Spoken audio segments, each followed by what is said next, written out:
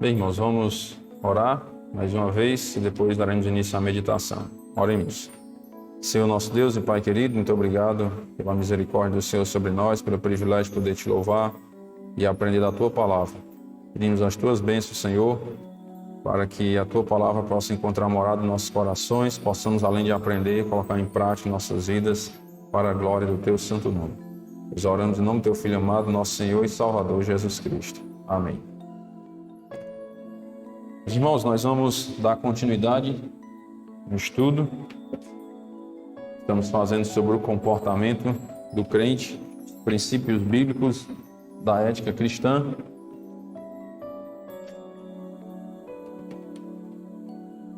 Estamos na lição de número 8,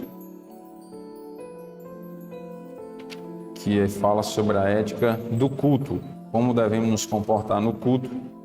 E hoje vamos estudar o último ponto dessa lição, só para relembrarmos um pouco.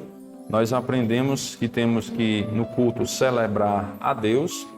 Para isso, precisamos ter o conhecimento de Deus, precisamos ter um relacionamento íntimo com Deus, conhecer Ele de perto, podemos dizer assim, de forma espiritual, né? Nós não temos como nos aproximar de Deus de forma física, porque Ele é Espírito, mas podemos nos aproximar dEle de forma espiritual.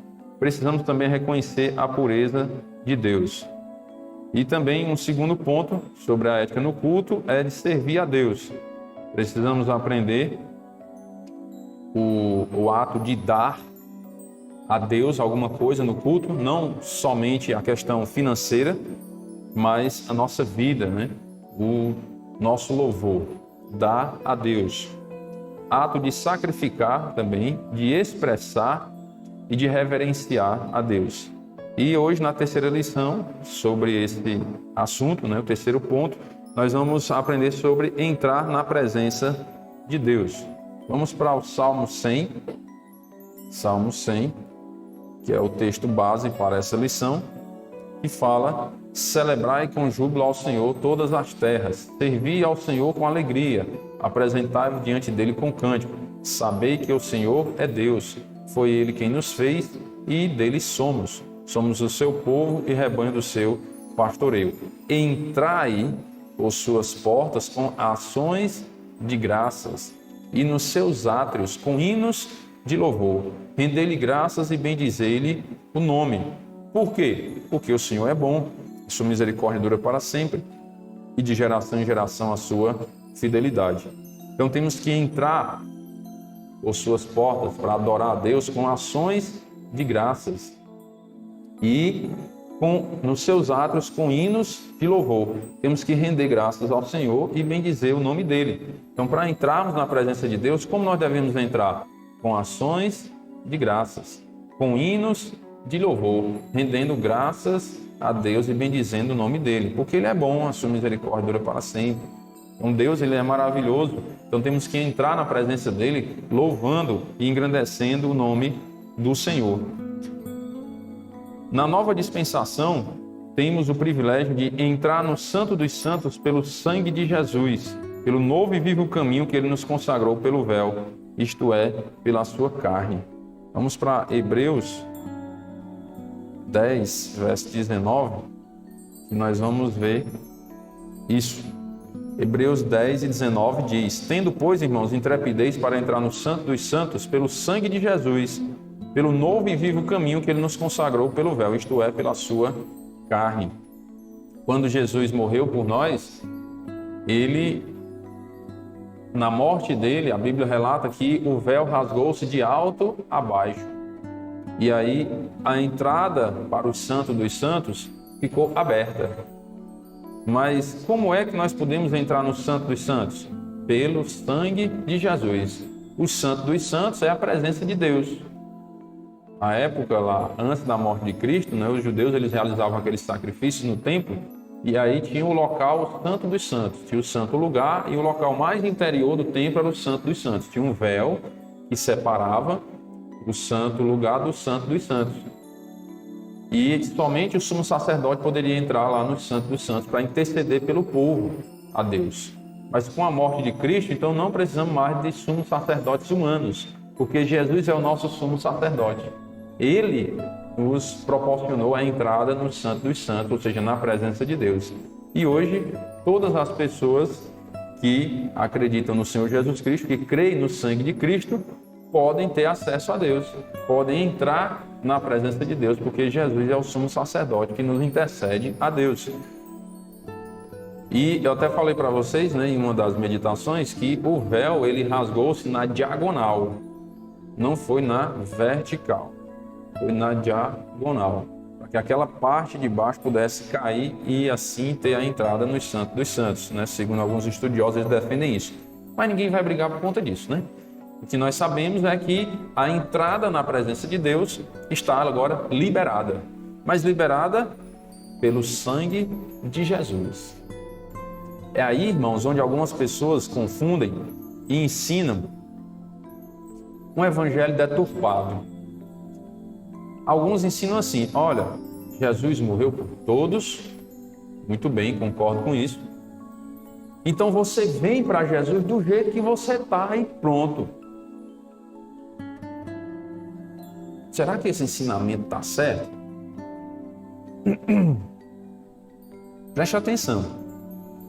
Quando se ouve o Evangelho, você crê na palavra de Deus, você vai do jeito que está, não é não?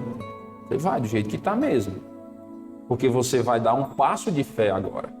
Você vai confiar em Cristo para a salvação da sua alma. Tudo bem, você vai do jeito que está. Mas você não permanece do jeito que estava. Não dá para permanecer do mesmo jeito. Porque o que alguns andam ensinando por aí, não, venha do jeito que está mesmo, e você venha do jeito que está e fique do jeito que está. E está tudo certo. E não é bem assim. Porque você agora foi lavado pelo sangue de Cristo. Como é que você foi lavado pelo sangue de Cristo e você pode continuar do mesmo jeito que está? Tem como? Vou dar um exemplo. Você foi jogar bola, Foi brincar bola. Saiu de casa, botou a roupa ali. Vou botar uma coisa mais simples, uma caminhada, Você foi, vestiu a roupa da caminhada, foi fazer uma caminhada e tal.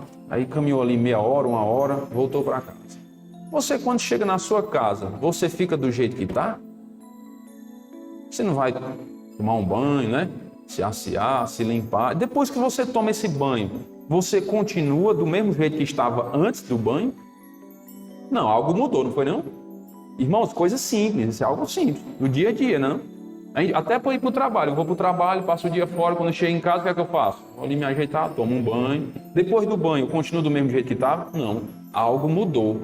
Agora eu estou mais limpo, ou menos sujo, Mais limpo ou menos sujo, depende do banho, que eu tenho uns banhos que é uma facada na água, Só vai e vem, Dependendo do banho, mas não fica, nem que seja facada na água, não fica mais do mesmo jeito. Alguma coisa tem que mudar, pelo menos aquela sensação de frieza, de frescor, Porque eu me molhei, então estou mais tranquilo. Algo tem que mudar. Depois que você é lavado, você muda. Não tem como você permanecer do mesmo jeito. Se a água desse mundo nos muda em alguma coisa, e o sangue de Cristo? Você é lavado pelo sangue de Cristo e nada vai mudar? Não, você vem do mundo do jeito que você está, com toda a sujeira de pecado e tudo. Até aí tá certo, E você está agora querendo uma nova vida, então você confessou seu pecado, você chegou a Cristo. No momento que você foi lavado pelo sangue de Cristo, quando você entregou a vida a Cristo, você foi lavado pelo sangue do Cordeiro. Não tem como mais ser a mesma pessoa. Algo tem que mudar.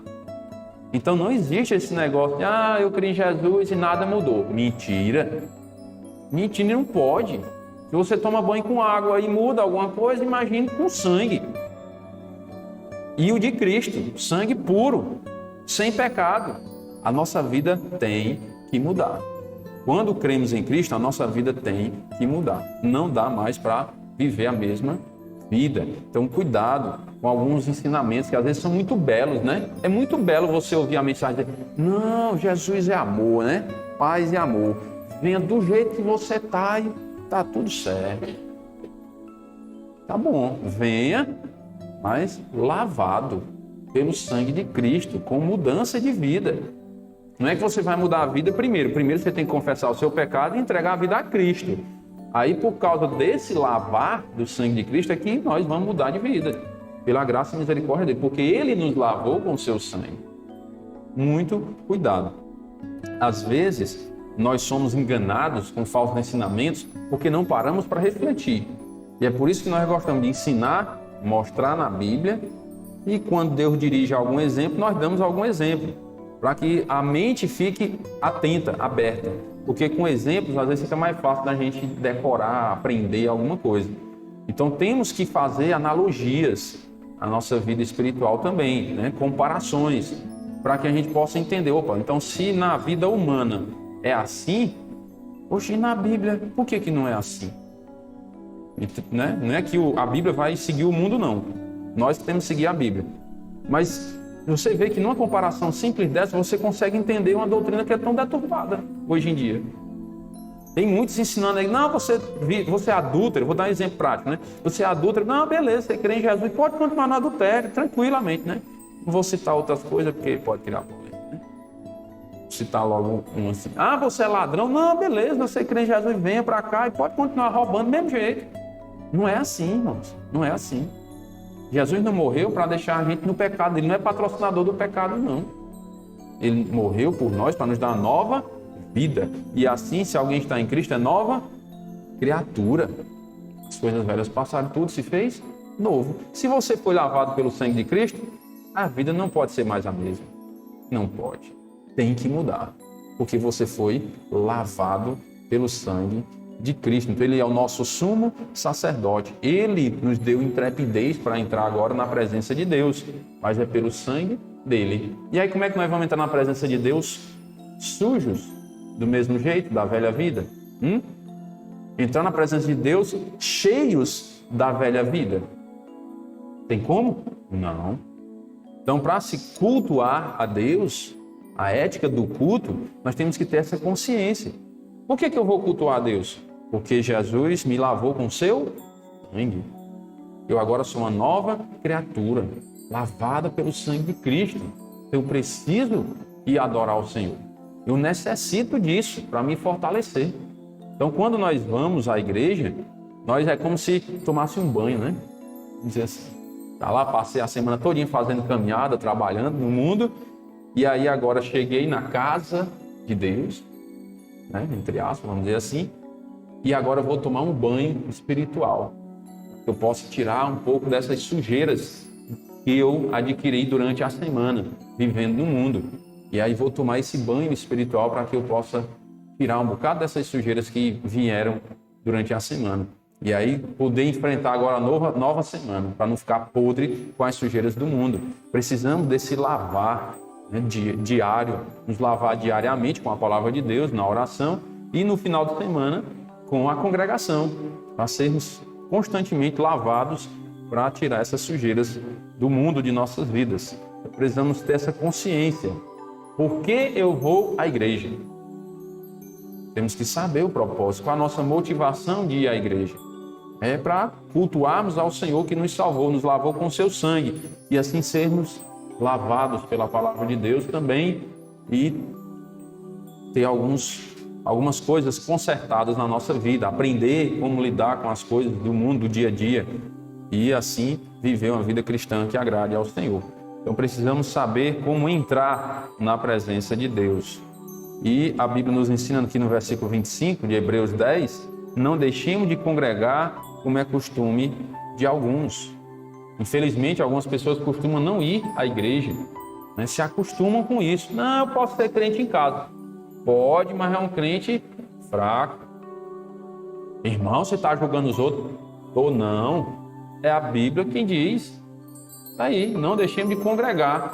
Então, quem deixa de congregar já está pecando. Quem está obedecendo o mandamento de congregar já não está cometendo esse pecado. Então, já tem um pecado a menos do que os outros que não congregam, não é não? Então, já é um crente mais fraco, já tem um pecado a mais na lista. A Bíblia é quem está dizendo. E ainda a Bíblia ensina que nós somos como os brasas vivas, não é? Brasas vivas. O pastor Zé já ensinou isso aqui para vocês, né? Então, quando você pega uma brasa e tira do meio das outras, o que é que acontece? Aquela apaga. Vai ficar fraca, sem brilho, sem luz. Não é não? A Bíblia ensina, irmãos. Então, a congregação é muito importante. Ah, mas a congregação é pequena, vai pouca gente, o louvor é muito tradicional. Vai fazer diferença? A Bíblia diz, não deixe de congregar-nos. Pode ser 2 pessoas, não? Onde tiverem 2 ou 3 reunidos em meu nome, eu estou no meio deles. Então, é por isso que para mim não faz diferença. Se vier uma pessoa, eu prego. Se vier só a minha esposa, eu prego para ela. Já tem 2, né? Eu e ela. Deus já está aqui no nosso meio. Pronto. Tanto faz ter 1 como 1 milhão. A pregação tem que ser a mesma. Por quê? Porque Deus está neste lugar. Então, se Deus está aqui, o culto tem que ser realizado. Porque já pode ser realizado um culto na presença de Deus. Se não tiverem 2 ou 3, Deus está no nosso meio. Então, vamos adorar ao Senhor. Entrar na presença de Deus com consciência, sabendo por que nós estamos realmente na presença de Deus. Então, não deixemos de congregar-nos, como é costume de alguns. Antes, façamos admoestações, e tanto mais quanto vezes que o dia, um inicial maiúsculo, né? Dia do Senhor se aproxima. O nosso encontro com Cristo está cada vez mais perto. E aí temos que nos admoestar, ou seja, cuidar uns dos outros, compartilhar da palavra de Deus uns com os outros, para sermos fortalecidos da palavra de Deus e assim procurarmos viver segundo a palavra do Senhor. Será que nós estamos realmente tendo esse prazer, né, essa alegria de estar dominicalmente, aos domingos, com nossos irmãos para cultuar a Deus? Será que quando chega o domingo, beleza, hoje é o dia do Senhor, vou para a igreja, ou então, mais um dia, eu podendo ficar em casa, né, colchão tão gostoso, a redinha boa, mas tem que ir para a igreja de novo. É o jeito, né? Tem o que fazer, eu já disse que era crente, tem que ir. Como é que nós nos chegamos à igreja? Né? Com que motivação? Qual alegria nós vamos para a igreja? Vamos por obrigação ou nós vamos porque nos sentimos privilegiados de poder adorar o Criador dos céus e da terra? Por que nós vamos à igreja? Quantos crentes hoje em dia deixam de desfrutar da comunhão com o Senhor e com os irmãos, gastando o domingo no sítio ou na praia? E quantas pessoas, não vou não para a igreja não, eu tenho um aniversário de um primo lá no sítio, tem um almoço lá, eu não posso ir não. O almoço é meio-dia, o culto é de 9 às 10, e acaba não pode vir para o culto para depois ir para o almoço. Ó. Tem que, na hora do culto, pegar o beco para o sítio, né? Ou a praia, né? Nós estamos longe da praia, mas a comparação que ele faz aqui, ou seja, qualquer entretenimento que nos tira da congregação. Quantos crentes não fazem isso hoje? Quantos e quantos, né? Então, nós temos até que procurar ajudar os nossos irmãos nisso, principalmente quando são familiares, né? Eu até falei para vocês que eu tenho dificuldade de ficar indo atrás dos irmãos. Ah, o irmão não veio ao culto, então terminar o culto aqui, eu vou lá na casa dele, ver o que foi que aconteceu. Eu não tenho esse costume, irmãos. Por quê? Porque eu já falei para vocês, né? Eu fui criado numa cultura que eu tenho medo de incomodar as pessoas, eu fico constrangido. E aí se eu chegar na casa da pessoa e ela não estiver preparada para me receber, então ela, não é que eu sou uma pessoa super, hiper importante, não. Mas a pessoa às vezes está à vontade em casa, ela não estava programada para receber ninguém, né? Porque o pastor da igreja não é ninguém, eu não queria receber ninguém na casa dela. E aí eu chego lá. Às vezes a pessoa recebe por educação, mas depois vou fazer ainda a pessoa pecar, porque na hora que eu sair vai falar de mim, né? O pastor é mal educado, nem avisa que vem, como é que pode um negócio desse? Pega a gente de surpresa. Ainda vou fazer o irmão pecar, porque falar mal de um crente, né? Tá pecando. Então por isso que eu não vou. Agora tem um detalhe, eu estou aqui. Se precisar de mim, eu vou. Aí, pastor, rapaz, eu estou aqui com uma dificuldade aqui, estou precisando ir no hospital, deu uma dor de barriga aqui, não estou conseguindo nem sair de casa. Oxe, o carrinho está aqui é para isso mesmo. Nós somos servos. Eu não sou de estar indo, porque eu tenho medo de incomodar as pessoas. Mas se precisar de mim, pode chamar. E, irmãos, pode ser qualquer dia e qualquer hora, do dia ou da noite. Não tem isso não com a gente. Precisou de nós, é só chamar. Se a gente estiver numa distância que dê para chegar a tempo, né, de acudir, não vou dizer, eu estou lá em Fortaleza, aí se der tempo eu ainda venho. Naquele dia que o irmão Edelcio veio que o carro deu problema, não foi? Lembra? Eu já estava arrumando as malas para vir embora. Minha esposa que não me deixa mentir. Aí não tem para quem mentir, né? Deus está vendo. Ela estava arrumando, bora amor, vamos arrumar as malas, vamos acudir o Edelcio lá. E ele, não irmão, o Prauto vem e tal. Não, eu vou que a responsabilidade é minha. Você foi aí porque eu pedi para você ir, então eu vou aí. E ele ficou doidinho, porque quando eu disse que vinha, né? Ele, não, você está longe demais, o irmão aqui está mais perto. Não importa não, pode ser na China. Pega um avião e vem. Aí quando eu arrumei as coisas lá, que ia sair, aí ele disse, irmão, deu certo aqui. O rapaz ajeitou. Aí ele, então tá certo. Aí já estava com as malas prontas para ir embora. Então não tem isso, certo? Cada um tem suas qualidades e seus defeitos. Né? Meu defeito é esse, é de não estar na casa dos irmãos com medo de incomodar e depois ainda fazer o irmão pecar e falar mal de mim, né? E você vai acabar pecando, se falar mal de um crente. Mas tem essa qualidade. Não estou me mostrando para ninguém não, mas é porque é assim que a gente faz. A nossa cultura é essa. Se precisar, a gente vem, certo? Então tem irmãos que já têm experiência com isso também, com a gente. Já sabe que quando precisou, a gente chegou junto. Então, se precisar, irmãos, nos chame. Ah, pai, estou precisando da visita do pastor lá em casa. Chame. Irmão, tem como você ir lá em casa tal dia, lá para a gente fazer uma oração? Tem. Programar, marcar direitinho. Que a gente não vive desocupado também, tem umas coisinhas que a gente faz na vida, né? Mas a gente programa e bora marcar para tal dia. Vamos lá. Ah, irmão, nós estamos querendo, fazendo um plano de ir na casa de um familiar, num tal lugar para a gente fazer um momento de oração lá. Bora. Vamos marcar o dia, programar tudo direitinho. Vamos lá, servir a Deus. Então, nós trabalhamos assim, né? É a forma como eu costumo trabalhar na igreja, é dessa forma. Precisou de mim, eu chego junto. Agora, não espere que eu vá ficar lhe incomodando, não vou não. Certo? Mas se precisar, pode chamar. Colossenses capítulo 3. Colossenses 3.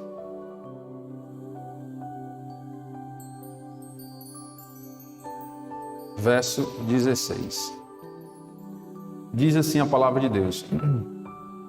Habite ricamente em vós a palavra de Cristo. Instruí-vos e aconselhai-vos mutuamente em toda a sabedoria, louvando a Deus com salmos e hinos e cânticos espirituais, com gratidão em vosso coração.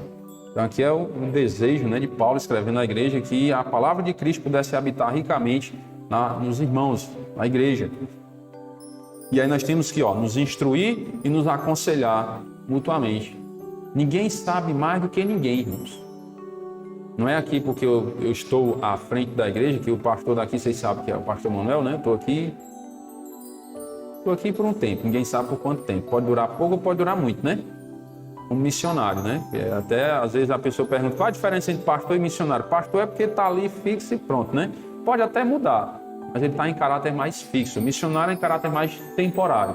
Esse tempo pode passar pouco tempo ou muito tempo. Deus é quem sabe o tempo, que ele é o dono do tempo, né? Então, mas nós estamos aqui como missionários. Então, não tem esse negócio, porque é um missionário, ele sabe mais do que nós. Existe isso. Se você estudar a Bíblia, você vai aprender do mesmo jeito. Você tem o mesmo espírito que eu tenho. Você não creu em Cristo também? Então, se você estudar, você também vai adquirir o conhecimento. Certo? A questão do conhecimento bíblico é o estudo da palavra de Deus e a comunhão com Deus. Você vai ter que estudar a Bíblia, você vai ter que orar a Deus pedindo sabedoria e Deus vai te iluminar, vai te dar sabedoria para interpretar as Escrituras. A interpretação das Escrituras, irmãos, não é nossa, não. É porque o irmão é inteligente, sabido, né? É professor, então ele é sabido, ele interpreta as coisas. Espirituais, não. A gente interpreta as coisas seculares, com a sabedoria humana, né? Mas as coisas de Deus, elas se discernem espiritualmente. A Bíblia não diz isso? As coisas de Deus se discernem espiritualmente.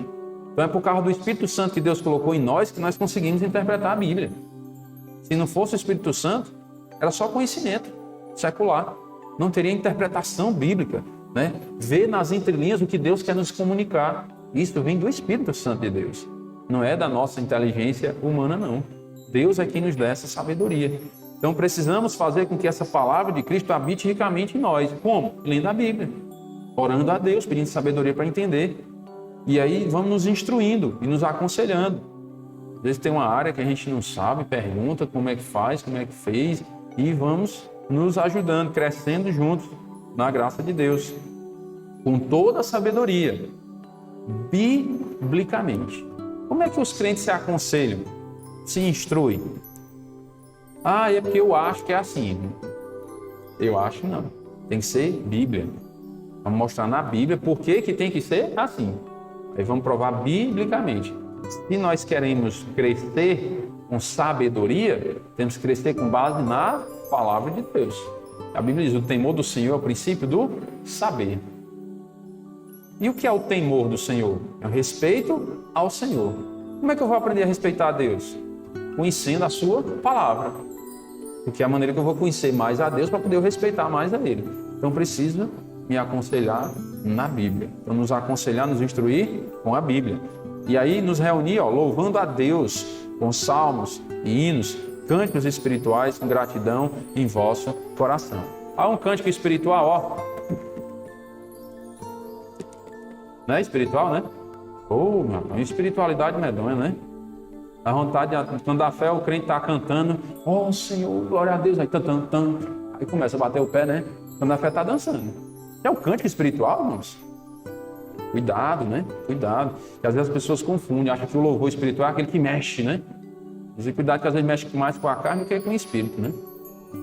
Então não, temos que nos reunir para louvar a Deus com cânticos espirituais, com cânticos que nos fazem refletir, pensar em Deus, nas coisas de Deus, não pensar nas coisas carnais, materiais. Você vai louvar a Deus com cântico e lembra da época que dançava forró. Quando pulava carnaval. E aí? O cântico espiritual medonho, né? Cuidado, temos que ter cuidado. Se vamos adorar a Deus, entrar na presença de Deus com ordem no culto, nós temos que louvar e adorar o Senhor de uma forma que glorifique o nome dEle. E não para nós pecarmos. Mas vamos reunir, aí vamos cantar um louvor aqui que vai nos induzir ao pecado. Lembrar da época do passado que a gente vivia na perdição. Não é espiritual. Então por isso que tem alguns costumes que nós adotamos na igreja para tentar evitar, né? A gente nem lembre dessas coisas do passado. Acaba lembrando que nós somos fracos mesmo, e às vezes a gente não consegue controlar a mente, mas temos que tentar fugir o máximo possível. Estamos reunidos para nos aproximar de Deus, e não para ficar lembrando das coisas do passado quando vivíamos sem Deus. Então temos que nos reunir para louvar o Senhor com salmos e hinos e cantos espirituais com gratidão em vosso coração. Pergunta: qual é a base? Qual deve ser a base para os louvores? Você compor louvores, você cantar os louvores. Tá vendo aí? Salmos. O salmo está onde? Na Bíblia. A Bíblia tem que ser a base para os louvores. Não sei se vocês já observaram, mas às vezes tem cantos aí que não fala nem de Deus, e nem de Jesus, e nem do Espírito Santo. Mas é gospel, né? Isso é gospel. Não é o louvor gospel, é porque a modernidade, meu irmão, está diferente, você está muito ultrapassado. Mas como é que eu vou louvar a Deus com um cântico que nem exalta Ele, nem Jesus, nem o Espírito? Espírito Santo, né? Está exaltando o meu ego. Né? Tem um cântico aí, não sei se eu digo, mas a minha esposa diz que eu falo demais, né? Tem um cântico aí que fala até negócio de AP, usando até gíria no cântico, e diz que é um louvor a Deus, né? Lá, usar cataflã lá no meu AP. Tá doente, tomar remédio. Cataflã, né, pro negócio de inflamação, né? Lá no AP, moderno, cântico moderno, né, não? Passar remédio lá no apartamento, aí. O que tem a ver, meu Deus do céu? Um louvor ao Senhor, né? Mas tem. E cantores famosos aí, né? No mundo gospel. Cuidado, né, irmãos? Cuidado. É só um alerta que a palavra de Deus nos traz para a gente ficar atento ao que é que nós estamos realmente fazendo. Se o que nós estamos fazendo realmente está louvando e engrandecendo o nome do Senhor. Cuidado para não ser levado com a maré. Então, Colossenses 3:16 nos lembra que devemos prestar culto ao Senhor cantando louvores e estudando a sua palavra.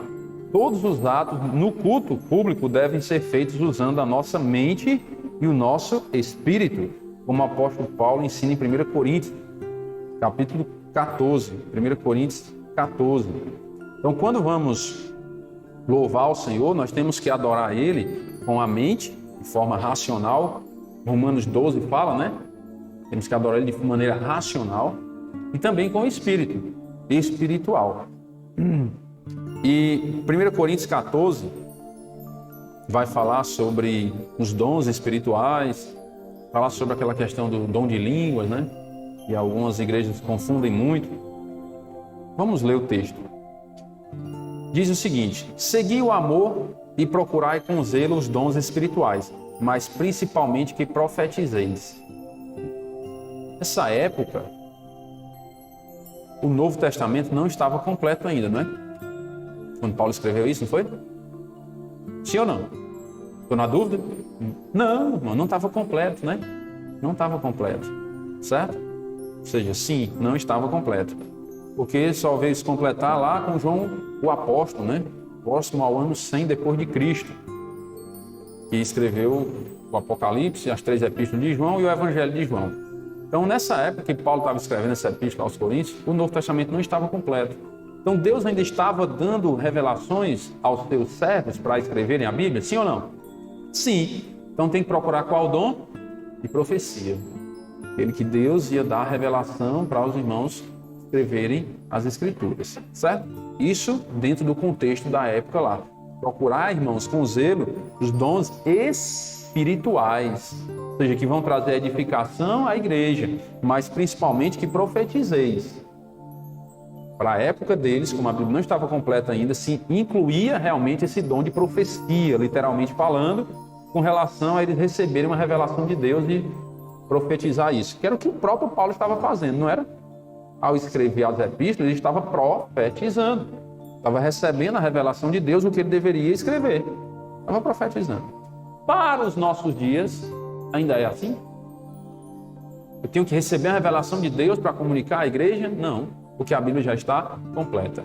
Então, para os nossos dias, se tratando desse dom espiritual da profecia, o que é que nós temos que aplicar para os nossos dias?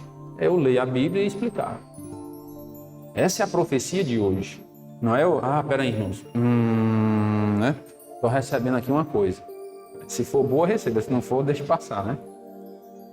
Não é assim. Profecia hoje é eu ler a Bíblia, estudar as Escrituras e ensinar para as pessoas. Essa é a profecia de hoje. Porque a profecia já está completa. Já está completa. Então, é eu comunicar o que está escrito já. Certo?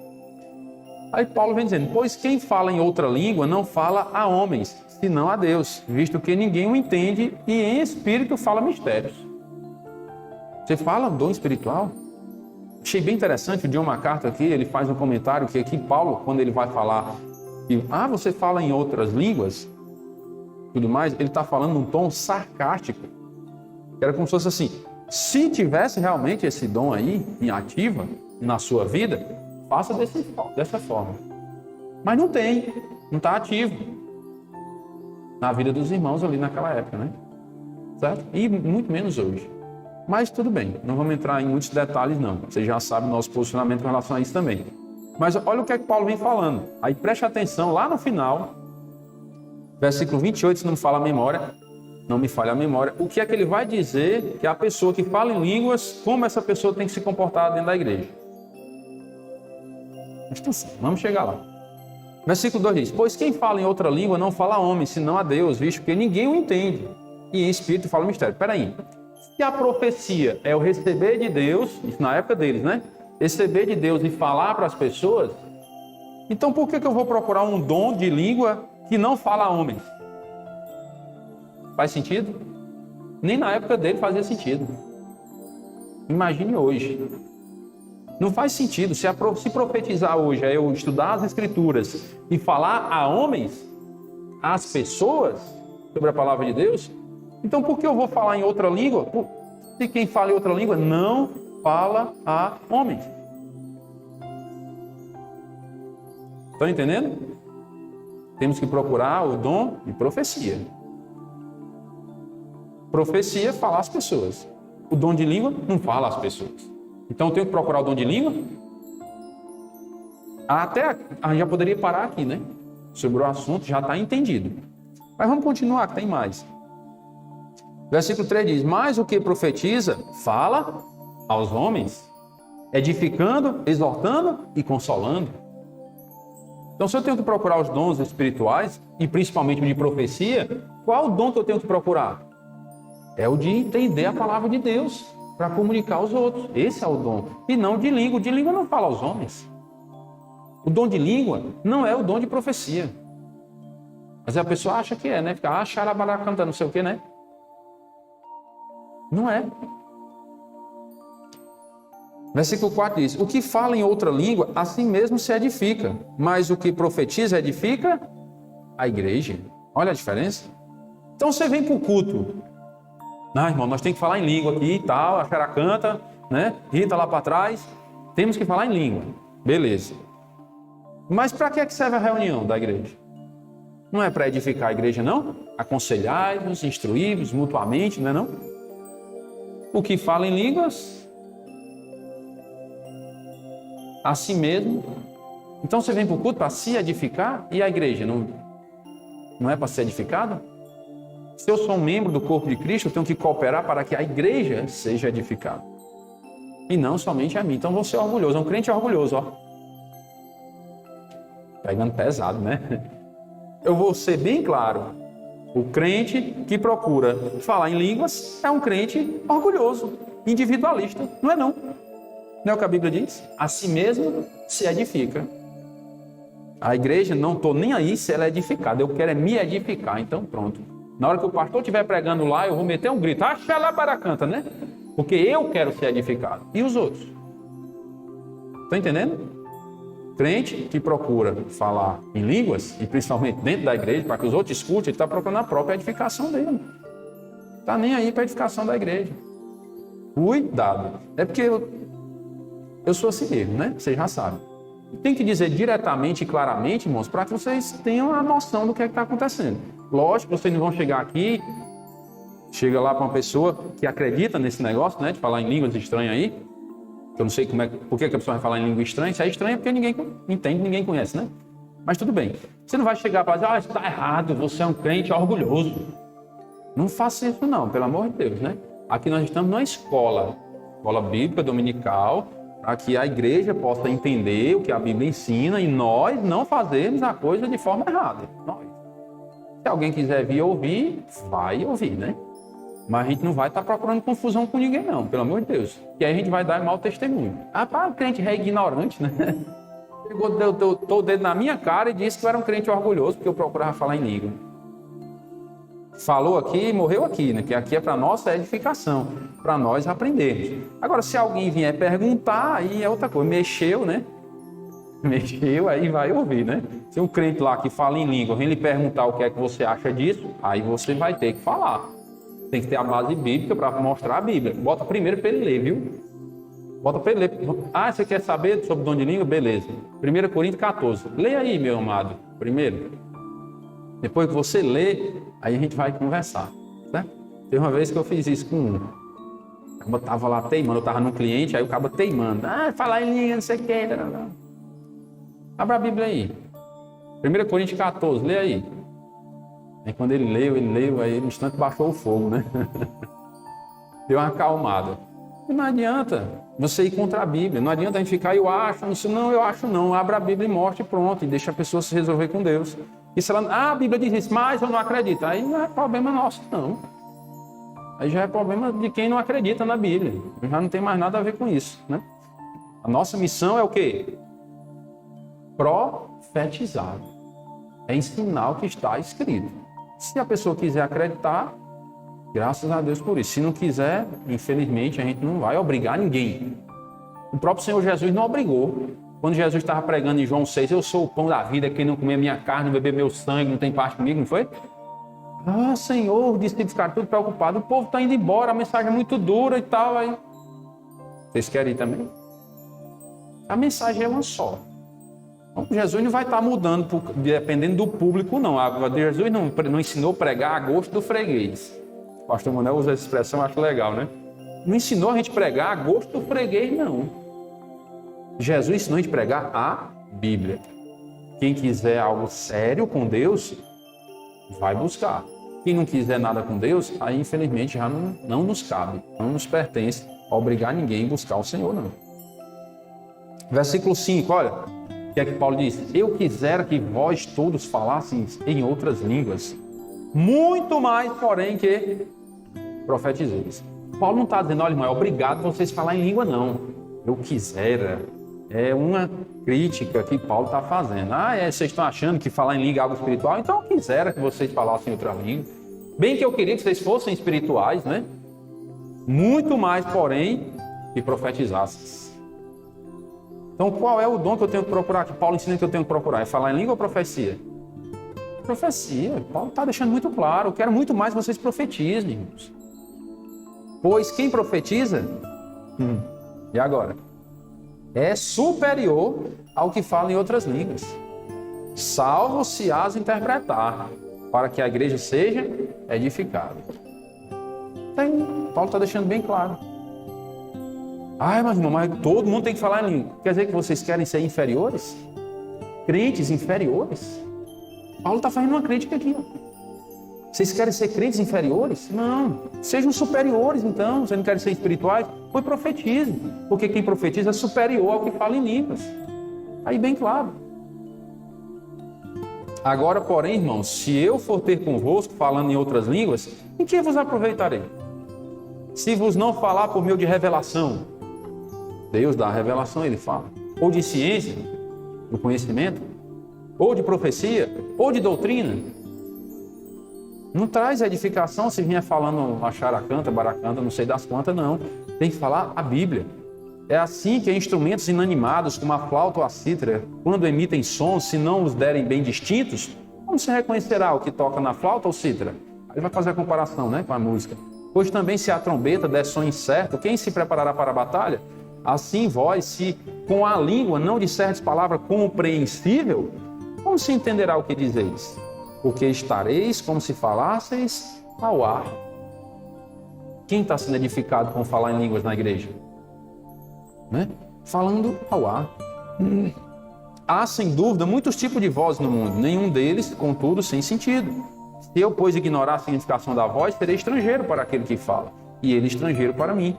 Assim também vós, visto que desejais dons espirituais, vocês não estão desejando dons espirituais, procure progredir para a edificação da igreja. E qual é o dom que edifica a igreja? Profecia. Não é o dom de língua. Então, está vendo a crítica, a forma sarcástica que Paulo vem falando aqui? Vocês não querem ser espirituais? Tá aqui. Vocês não estão desejando dons espirituais? Pois profetize. Procure os dons para a edificação da igreja. Você vai procurar um dom que não vai edificar ninguém? Ensine a Bíblia. E a profecia é a Bíblia. A profecia já está completa. Não é mais revelações extra-bíblicas, como alguns se mostram espirituais, né? Irmão, recebi uma palavra de Deus agora com poder. E Deus está me dizendo. Está escrito? Não, então não é Deus. Não foi Deus que disse. Porque o que Deus quer nos dizer está na Bíblia.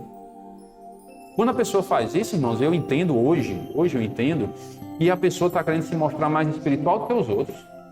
Como se ela fosse uma pessoa muito espiritual, que Deus fala exclusivamente com ela, com mais ninguém na igreja. E eu é que tenho o dom de falar com Deus, o dom da revelação. Então vocês escutem, porque eu vou ouvir a voz de Deus. É muito orgulho, irmãos. Vamos ser mais humildes um pouquinho, né? Vamos entender que todos nós temos o mesmo Espírito, do Espírito Santo. Então cada um de nós pode ter a revelação dada por Deus, mas a revelação, a palavra, que está escrito, e aí Deus nos dá a revelação hoje, dá, sabe como? Você estuda a Bíblia e Deus traz à sua memória o que é que você vai falar. Vocês pensam que eu escrevi tudo o que ia dizer hoje de manhã? Não, Deus me dá a revelação, com base na Bíblia, do que falar para a igreja, que é o que a igreja precisa ouvir. Que é o que eu oro a Deus quando eu estou preparando os estudos, é Senhor, me dá as palavras que o Senhor quer que a tua igreja ouça, para que a igreja seja edificada.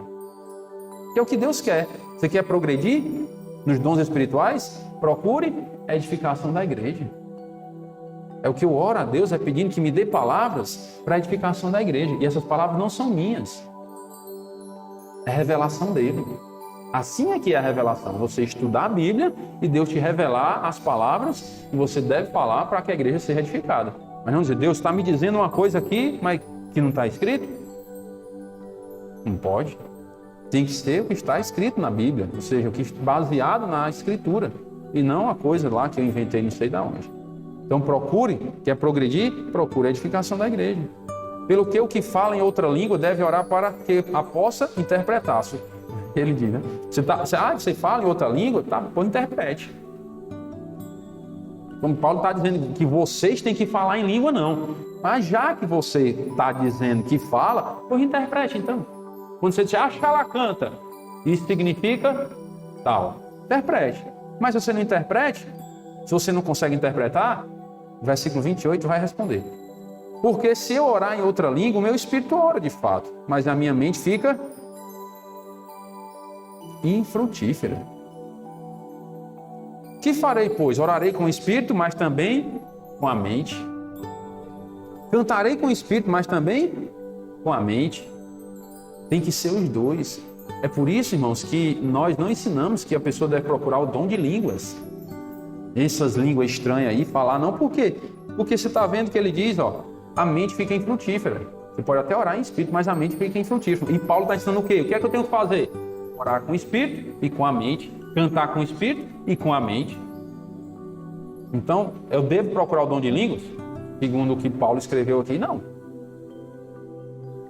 Mas se você quer, pois interprete, pelo menos.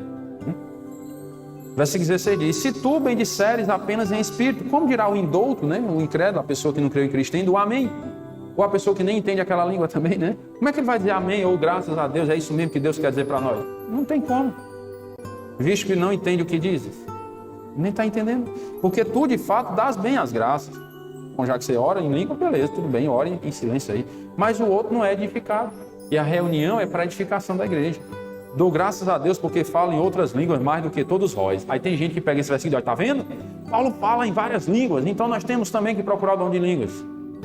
Contudo é o que no português? Tem o mesmo sentido do mais, não é? Mas é a conjunção adversativa.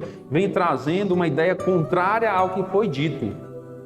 É como se assim, eu vou viajar, mas eu não tenho dinheiro, né? Não é não?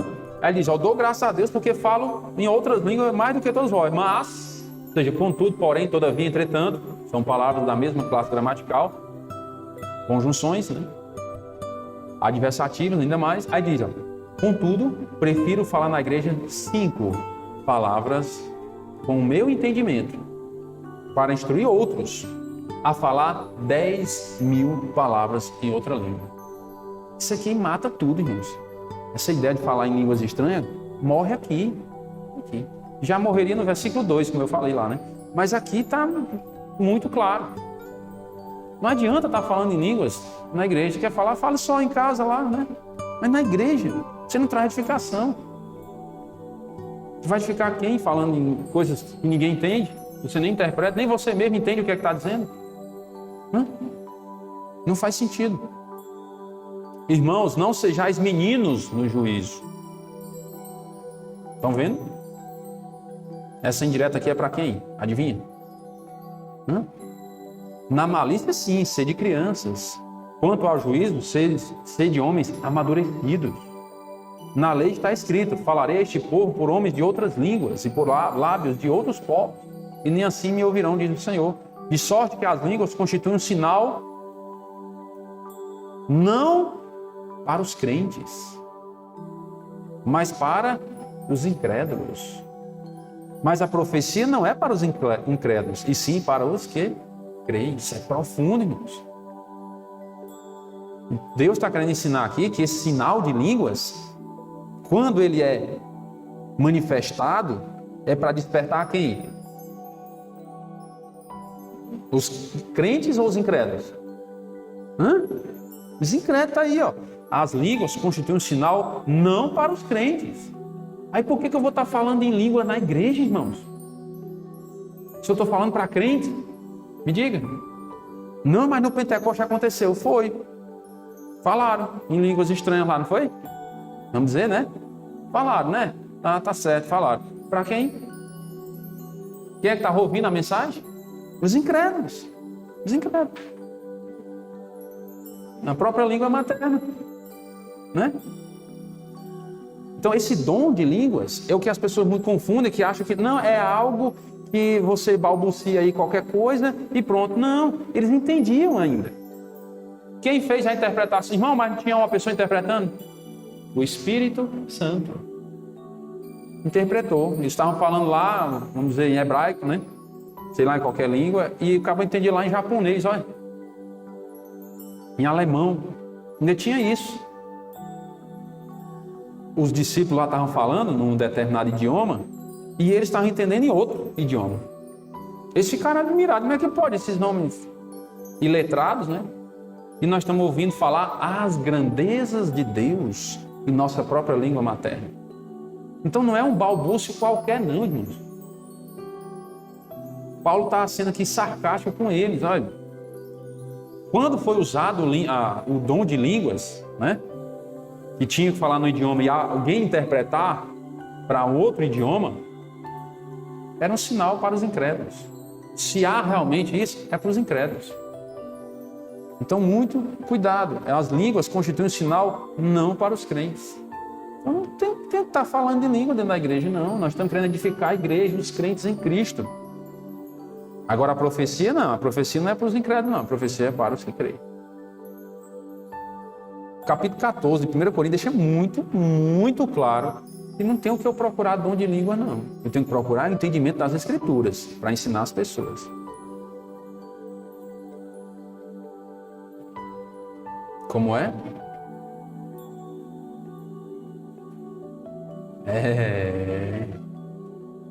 Porque não fala nessa reunião. Eu acho que esses aí é que são os verdadeiros batizados, né? Mas não estou julgando ninguém, não. Mas é isso mesmo, eu congreguei numa igreja que ensinava isso. Você creu em Cristo? Tá bom, creu. Tudo bem. Agora, para você ser batizado pelo Espírito Santo, você tem que buscar o batismo do Espírito Santo. Ei, como é que eu sei que eu fui batizado? Quando você falar em línguas estranhas, aí vai porque você foi batizado pelo Espírito Santo. Aí tinha gente frustrada. Eu conheci pessoas que viveram frustradas e hoje nem congregam. Não permaneceram na igreja porque se frustraram achando que não eram de Deus porque não recebiam o Espírito Santo e se afastaram da igreja. É complicado. Versículo 23 diz: se, pois, toda a igreja se reunir no mesmo lugar e todos se puserem a falar em outras línguas, no caso de entrarem doutos ou incrédulos, não dirão, porventura, que estáis loucos? Né? Outra tabefada aqui que Paulo dá, né? Nos que falam em línguas. Então é doido, é? Estou entendendo nada. Paulo está dizendo. Então o que é que adianta eu falar em língua na igreja? Não vai edificar ninguém, nem os crentes, nem os incrédulos. Porém, se todos profetizarem, a entrar algum indouto, incrédulo ou indouto, é ele por todos convencido e por todos julgado. Tornam-se-lhe manifestos os segredos do coração, e assim, prostrando-se com a face em terra, adorará a Deus, testemunhando que Deus está de fato no meio de vós. Se você está falando as grandezas de Deus, no idioma entendível que as pessoas entendem, então as pessoas são edificadas. Até os incrédulos podem entregar a vida a Cristo. Aí agora começa. E fazer, pois, irmãos, quando vos reunis, um tem salmo, outro doutrina, este traz revelação, aquele outra língua, e ainda outra interpretação. Seja tudo feito para edificação.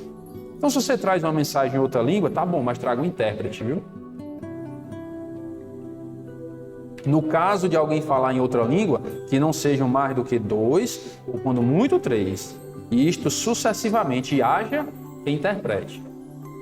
Ah, não tem quem interprete. Pois então, faça o quê? Ao 28.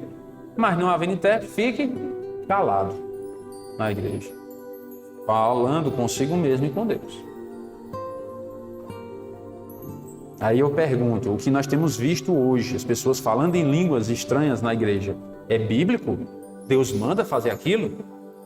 Não. Porque ele, se não tem intérprete, fique calado. É a Bíblia quem está dizendo, fique calado. E essa voz aqui é o quê? É um pedido ou é uma voz imperativa, é um mandamento? É uma ordem? Não é não? Fique calado. É voz imperativa. Deus está mandando ficar calado na igreja. Se você quer falar em língua, mas não tem intérprete, fique calado. Deus mandou, acabou. Eu então vou falar characanta, rabachá, rabel de anjo. Para quê? Se Deus manda ficar calado. Quer falar isso aí? Pois fale em espírito, entre você e Deus.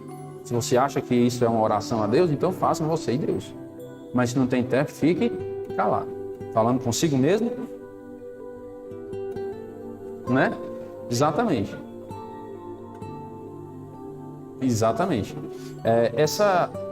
É por isso que eu achei bem interessante o comentário de John MacArthur, porque ele disse que aqui Paulo está falando com um tom sarcástico. Já que você está achando que está falando com Deus com essa língua aí, então eu falo entre você e Deus. Né? É como você está dizendo, mas não fale nada na igreja, fique calado na igreja. Mas a gente sabe realmente que se você está falando uma coisa que nem você entende, o que é que Paulo disse lá no começo?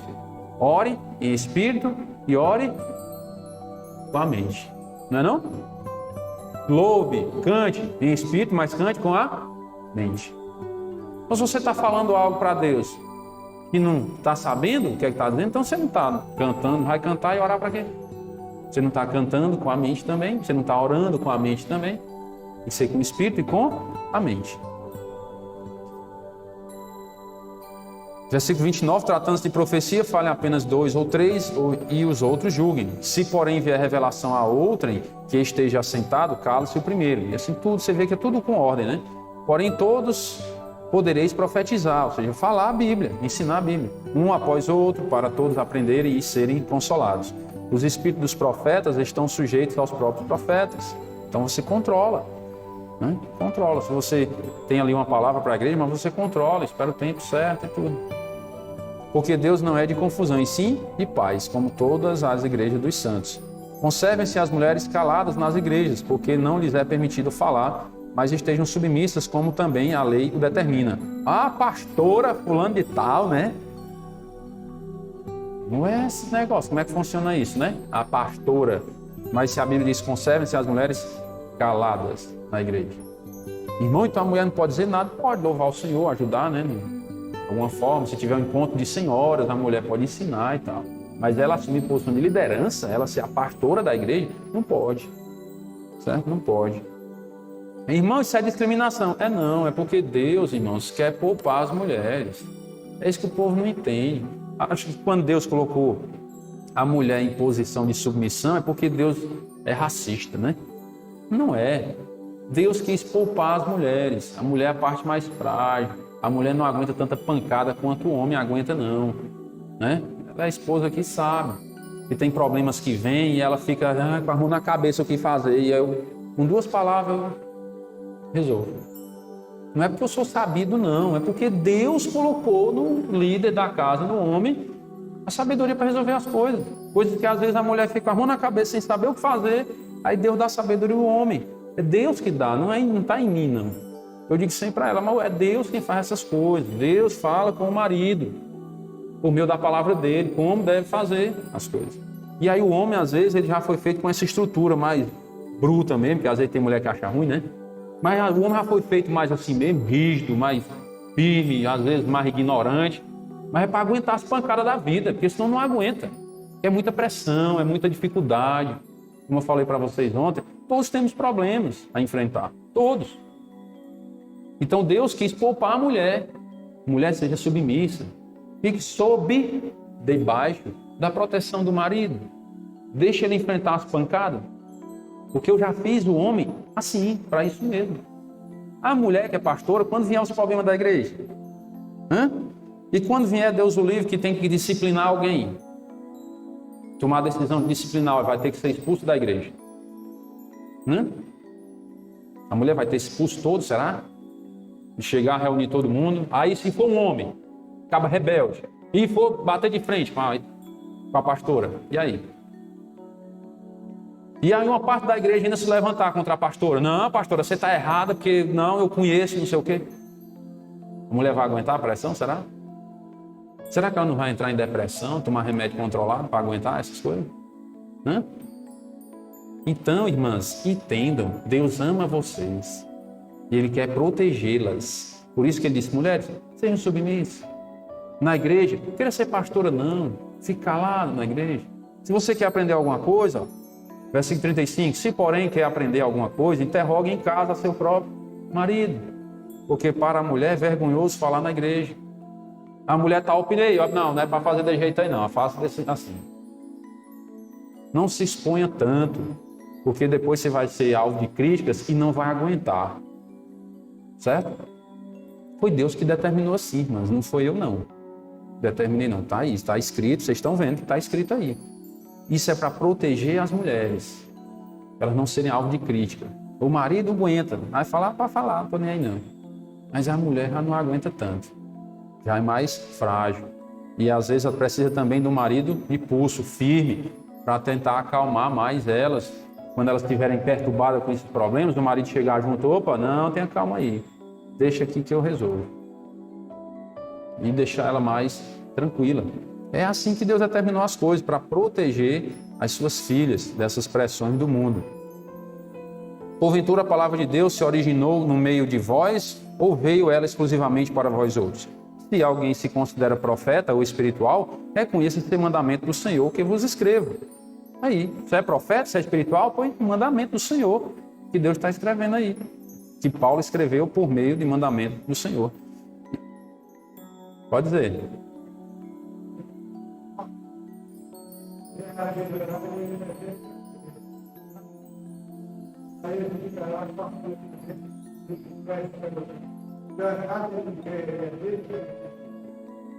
Você quer ler a Bíblia sem ele pedir? Não, se ele não disser nada, pode ler à vontade, né? Agora, se ele disser assim, rapaz, não quero ouvir essa leitura da Bíblia aqui não, aí você não corta mais nem o cabelo lá também, né? Procure outro. Aí se ele proibir você de ler a Bíblia assim, que ele não quer mesmo, então procura outro cabeleireiro, né? Ninguém vai fazer confusão não também, né? Ah, não quero que você leia essa Bíblia real aqui não. Ah, tá bom. Não vou mais lá, acabou essa história, né? Porque no lugar onde eu não posso entrar com a palavra de Deus, então é porque eu também não posso entrar, né?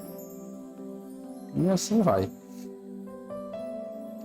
Aí ele vem dizendo, se alguém se considera profeta ou espiritual, reconheça esse mandamento do Senhor que vos escreve. E se alguém o ignorar, será ignorado. Portanto, meus irmãos, procurai com zelo o dom de profetizar. E não proibais de falar em outra língua. Quer falar, já que se você acha que é certo, né? Mas...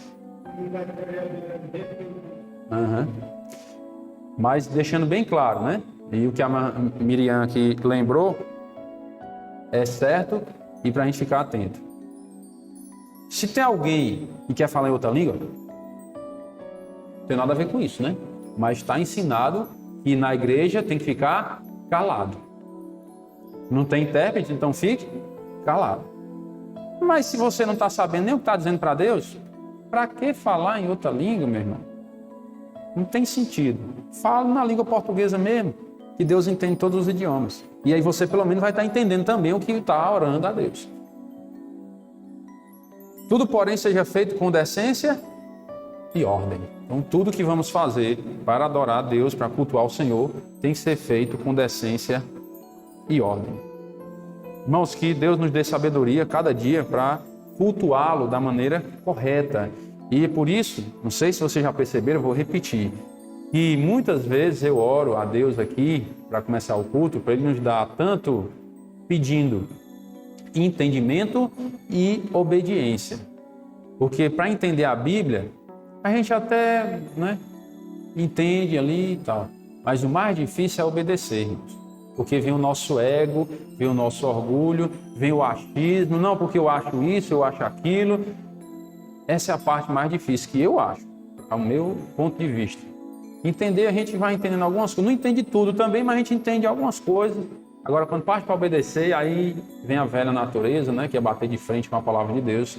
Então vamos pedir a Deus humildade, quebrantamento, nós obedecermos a Bíblia, para que as pessoas possam ver que o comportamento do crente ele é diferente e assim eles possam glorificar a Deus. Amém? Vamos orar. Senhor nosso Deus e Pai querido, muito obrigado pela graça do Senhor em nossas vidas. Agradecemos ao Pai pela Tua palavra que nos ensina a verdade tão maravilhosa, Pai, e pode assim nos dar paz, porque vamos cumprindo a Tua palavra de acordo com a Tua graça e misericórdia em nossas vidas e assim ficamos tranquilos por estar fazendo a Tua vontade. Pedimos ao Senhor força e vigor a cada dia para não abrir mão das verdades bíblicas, mas para fazermos o que Te agrada a cada dia para a glória do Teu santo nome. Pedimos as bênçãos do Senhor para o retorno aos nossos lares. Deus possa estar abençoando cada um dos irmãos e irmãs durante esse dia, que à noite possamos retornar para juntos adorarmos ao Senhor e aprendermos da Tua santa palavra. Nós oramos agradecidos em nome do Teu Filho amado, nosso Senhor e Salvador, Jesus Cristo. Amém. Bom dia a todos e até à noite, se Deus quiser.